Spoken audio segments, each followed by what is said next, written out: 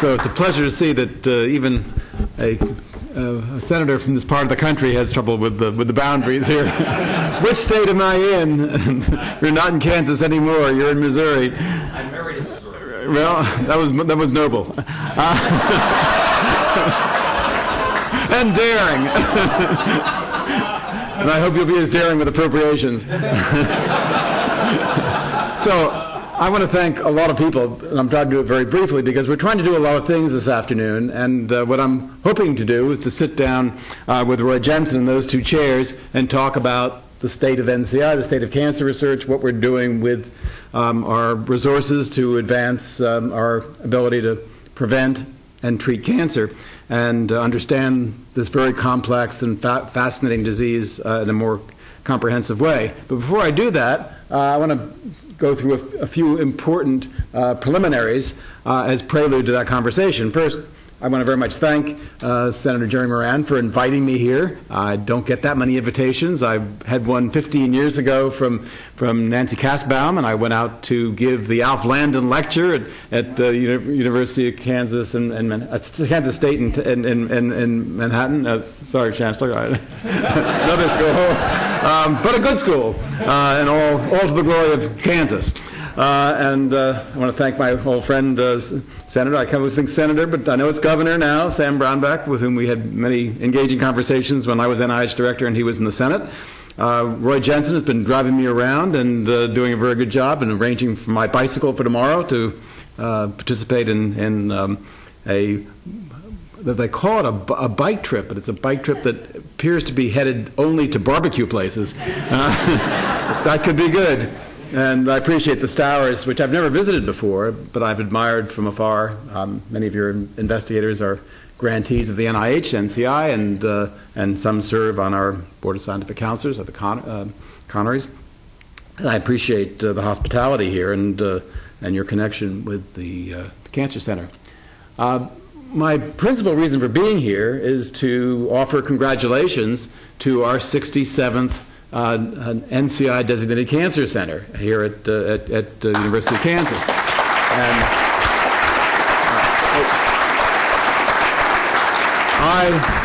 I myself do not do the work of vetting the centers, but a prestigious group of people came out here and they liked what they saw, and they recommended that I sign the piece of paper that makes this our 67th center. And I'm delighted that's happened for various reasons, many of which I've seen today. One is the location. Let's not underestimate that. We want to have cancer centers around the country. They're in 34 states. I want to feel that every citizen of the U.S. has reasonable access to a place where cancer is treated, prevented, studied at a very high level, and it's good to have more geographical representation, not just another cancer center in Boston or New York. Second, you have some special populations in this area. Native Americans, minorities of various kinds, rural individuals who are in isolated communities. It's good to have cancer centers near those populations. Third, it is distinctive about this place and well known to me for many years that you have special strengths in therapeutic pipelines, in pharmacology, in pharmacogenetics, and pharmacodynamics, and other disciplines that are relevant to development of new drugs, and it's great to have your cancer center participate broadly, given those special talents. Fourth is the relationship especially with the Stowers Institute and with other institutions in the area, and the Stowers, with its great investment in basic science, brings special strength to this new center. You have great public support. And that public support is manifested in various ways. You have a sales tax that goes to support of the Cancer Center. You have the legacy of my current boss, that great Kansan Kathleen Sebelius, who arranged for a $5 million a year support for the university and for the cancer research that goes on there.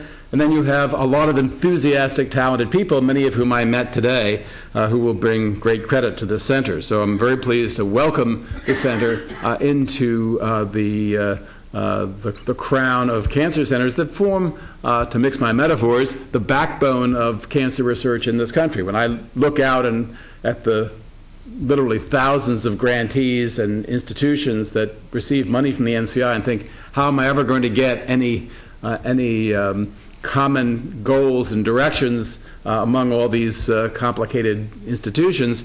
The thing I always fall back on is the fact that a very large fraction of our cancer research in this country, and 15% of all cancer care, is carried out through those centers. And having Roy and his colleagues join that group is a pleasure. Now, before we move on to the conversation, I just want to provide a note of perspective about what it means to become an NCI designated cancer center. There is a list of opportunities created and obligations, expectations that are also attached to this designation. I just want to, for the audience and perhaps for Roy as well, give you some sense of what I see as being inherent in this new designation. First of all, there's some, as I say, some remarkable opportunities, some new levels of credibility that come along with this designation. The respective community of patients, of people who want to be served by you, the opportunity for new partnerships with advocacy groups, with other scientific institutions, the possibility of other kinds of support from donors, from other organizations that see you as having been through a process of evaluation that ended up with this esteemed designation. You have the opportunity for additional supplements for the NCI, from the NCI, and in this time of fiscal stringency, the opportunity for having additional funds that come to you as a supplement to your cancer center can be extremely valuable. Then for people who live in this area, it shouldn't be ignored that there are jobs created by the cancer center, economic activity, and prospects for growth. And while the actual title of being an NCI designated cancer center does not come with a huge amount of money, that money is money which multiplies because people support organizations that have this designation. But in addition to all these perks, there are some new responsibilities that I take very seriously. First of all, I expect the NCI designated cancer centers to be thinking very actively about the road we're on to trying to control cancer more effectively. You'll notice I'm not using the cure word over and over again. Cures are important, they're feasible. We'll come back to this problem of curing cancer in a moment, but I like to talk about controlling cancer because there are many ways to control it. And one of the most important is to prevent it.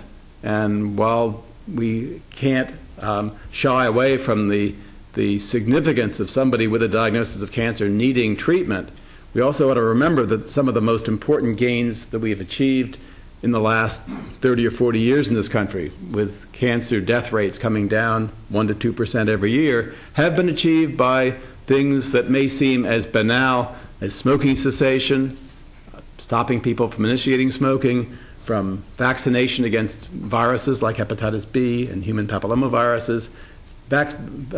Prevention plays a very significant role in the discussion of how we try to rid the world of death from cancer. But the important point here is that you now, as a member of this 67-member group, have a responsibility to help us think how we're going to keep moving in a positive direction, as Governor Brownback indicated, on the declining curve of cancer mortality over the next 20, 30, 40 years. And that means thinking actively with the other cancer center directors, with the cancer research community as a whole, about how best to understand cancer at its fundamental level and how to take that knowledge and turn it into better ways to prevent cancer, to diagnose it more accurately and earlier, and how to treat it more effectively. One way in which we're doing that as a group these days is through an exercise called the Provocative Questions Initiative, something I initiated a couple of years ago when I came to the NCI, and I could see there was tremendous tension in the scientific community, with many investigators and reviewers feeling very nervous about getting their next grant, behaving in a much more conservative, I don't mean that to be a political conservative, but a more risk-averse manner than is correct for a very difficult problem that needs to be solved. and to try to get around some of that risk aversion and without imposing my will on the scientific community, we've begun to conduct a series of workshops designated to define great unanswered questions that we now think are ripe for answering. And we've published on our website a number of questions. We've advertised a desire for applications for grants to answer those questions. We've funded roughly a little over 50 grants with $22 million worth of NCI funds last year, and we'll be doing more in the coming years. We can perhaps get into this topic a little more deeply in our conversation, talk about what some of the questions are. The second responsibility is to contribute to some of the big tasks that face us. And that means getting involved in some of the team science that links many of the cancer centers. And that includes some of our signature programs at the moment, like the Cancer Genome Atlas, in which we're trying to describe and store the genetic information and epigenetic information that describes what is wrong with cancer cells and what is wrong with cells in the cancer's environment. It requires getting involved in our efforts to build our informatics systems so that we can incorporate clinical and genetic and clinical outcome information into databases that then become useful for patients and healthcare providers as well as for scientists. We are expecting members of this select group of cancer center directors to help achieve better communication among the cancer centers so that somebody who goes to Center X doesn't have to worry about whether they're missing out on something by not going to another center for treatment, and so the people who are doing research at our various centers are aware of what's going on elsewhere in the country. We do that in a very immediate way by bringing all the cancer center directors to the NIH campus in Bethesda once a year. But in addition, I expect cancer center directors to be much more involved than the average oncologist or average cancer researcher in officiating in the oversight of what the NCI is doing. In a sense, they're a kind of large advisory group that helps me and my colleagues as we try to make use of the $5 billion budget that we have every year to give out. I expect cancer centers to be paragons in the realm of training. You are magnets for bringing in great students from around the country and abroad, and I think there's a special responsibility that's imposed on cancer centers to ensure that your basic scientists understand the magnitude of the clinical problems they're trying to solve, and that the people who are training in clinical specialties are learning what's going on in the laboratory so they can go out as practicing oncologists in various fields, whether it's radiology or radiotherapy or surgery or medicine, and are aware of the new currents in medical research, especially cancer research, that are going to change the practice of medicine, not just over the next 50 years, but over the next 5 to 10 years. You're going to have a special responsibility in service. We look to our cancer centers to provide a panoply of services to, especially to disadvantaged communities, underserved communities that may be close to the cancer center. I know you have several of them here in Kansas and Missouri. But we also think at the National Cancer Institute about the rising rates of cancer mortality in countries beyond the U.S. And our new Center for Global Health is addressing means to bring other countries up to the rising standard of cancer prevention and care in the U.S. and in Europe, so that even if you're in Africa and Asia and South America, you have at least access to information, hopefully to practices that are the product of the kind of research that we have done. We believe this is useful for the U.S. as a matter of foreign policy, but also an example of American generosity and a way for us to understand cancer as a general phenomenon more profoundly in a way that will benefit patients at home as well. So those are some of the things that are now incumbent upon you here at the, well, I'm not sure here is the right word, but at the KU Cancer Center as members of this esteemed group as burdens to accept as you also harvest the virtues of being a designated cancer center. I know that today's conversation is supposed in some element to be reflective on the topic of cancer as a set of rare diseases, and in a sense it's a useful way to enter into that discussion is to reflect on Governor Brownback's comment, why can't we cure this disease? And why haven't we cured it already? Well, one of the reasons is that cancer is not one disease. And it's a lot of diseases. In fact, every time we study a type of cancer with greater depth, we find that every cancer is unique, that there are common themes, mutations, changes in the way genes are expressed. Certain kinds of genes involved more than others. But the daunting thing is that we have a set of diseases arising in different cells and different organs, with the causative elements here ranging from the carcinogens, the mutational agents that are present in cigarette smoke, to sunlight, to things that we haven't even identified that are in the foods that we eat, to the mistakes that just get made in the natural course of events as our cells copy their DNA and divide. And one of the reasons why we'll probably never really get rid of cancer in the most fundamental way, the way we perhaps can get rid of, say, smallpox or polio, is that we will always have built into our cells a natural tendency to make mistakes as we copy the 3 billion base pairs of DNA and segregate chromosomes to daughter cells. There will always be error. That's what generates the diversity that we enjoy among ourselves. It's what generates the diversity among species, and it's what leads to the generation of variation among our own cells and competition for growth that result in cancer. So our goal here is to reduce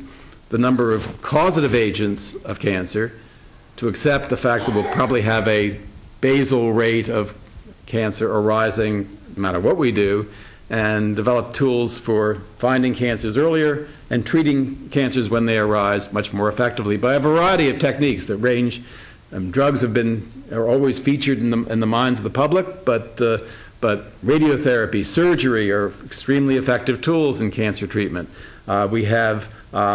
We all like to think about targeted drugs. That's what I like to think about. But we have drugs currently that are not particularly well targeted that nevertheless sometimes cure people, like most famous example, cisplatin curing testicular cancer and allowing Lance Armstrong to ride in the Tour de France.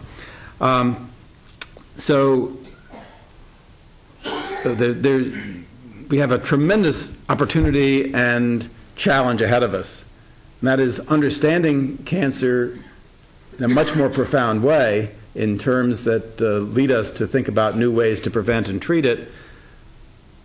At the same time, we're learning that the disease is literally hundreds or thousands of diseases. It's a much more complex problem than we had initially imagined.